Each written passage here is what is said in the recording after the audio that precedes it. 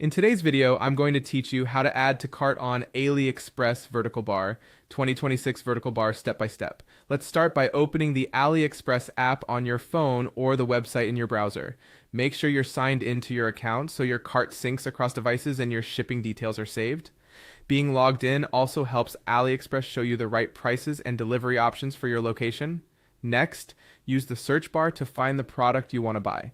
Type clear keywords like wireless earbuds or cotton t-shirt and hit search. You can refine the results with filters such as price range, brand, free shipping, or rating to narrow things down quickly. If you see a category that matches what you need, tapping into it can make the results even more precise. When you spot an item you like, open the product listing. Take a moment to review the details carefully.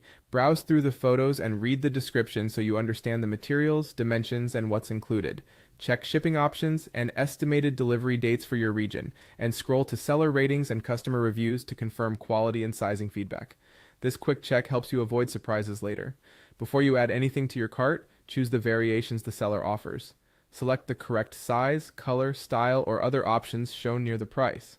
If there's a size chart, compare it with your measurements for the best fit. Notice that switching variations may change the price, stock availability, or shipping time, so confirm the combination you want is in stock. Now choose the quantity you need. If you plan to buy multiples, adjust the number here rather than later.